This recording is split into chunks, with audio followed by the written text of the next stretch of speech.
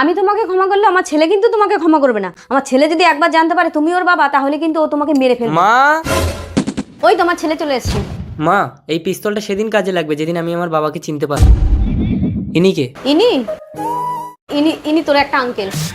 Sorry uncle, আসলে আমি যখন পেটে ছিলাম আমার বাবা আমার মাকে ফেলে দিয়ে চলে গেছিল, সেই জন্য আমার বাবাকে আমি যেখানেই খুঁজে পাবো সেখানেই গুলি করে মেরে দেবো।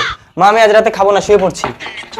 পারলে আমার ছেলের কাছে এক্ষুনি তোমার পরিচয় দিই না, তোমাকে খতম করে দিতে পারতাম, কিন্তু না, তোমার মতো একটা পাপীকে আমার ছেলের কাছে খুন করিয়ে আমি জেল খাটাতে চাই না। আমাকে ভুল বোঝো না মৈত্রী, চলো শুয়ে শুয়ে সারা রাত আমি তোমাকে সব বলবো। আমার সাথে আর তোমাকে শুতে হবে না। আমার ছেলে যদি দেখে ফেলে কি বলবো? তুমি আমার স্বামী, ভদ্রভাবে ছেলের কাছে কি ঘুমিয়ে পড়ে যাও। মৈত্রী, কি হলো সেটি দেখার আগে এক পাশে যদি টাকার বস্তা আর অন্য পাশে যদি তোমার দুঃখিনী মাকে রাখা হয়, তাহলে তুমি কোনটি বেছে নিবে? তুমি যদি আমার মতো মাকে বেছে নাও তাহলে ভিডিওটিতে একটি লাইক করে চ্যানেলটি সাবস্ক্রাইব করে দাও, আর তুমি যদি টাকাকে বেছে নাও তাহলে কিছুই করার দরকার নেই।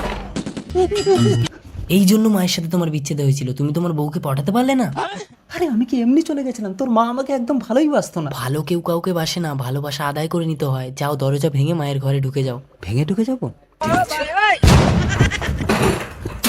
আরে তুমি আমার ঘরে ঢুকলে কেন? ছেলে এসে যাবে, যাও বাইরে যাও। না, অনেকদিন পর এসছি, একটু ভালো না বাসলে আমি যাবোই না। আচ্ছা ঠিক আছে, দাঁড়া, দরজাটা বন্ধ করি। এসো তাড়াতাড়ি এসো। কি গো, ছেলে এসছে? তোর বাবাকে মারিস না সুজন, তাহলে আমার স্মৃতির সিঁদুর মুছে যাবে। মাথা খারাপ? মারার জন্য আমি বাবাকে বৃন্দাবন থেকে এনেছি। তার মানে তুই এনেছিস তোর বাবাকে? বন্ধ ঘরে আমরা এখন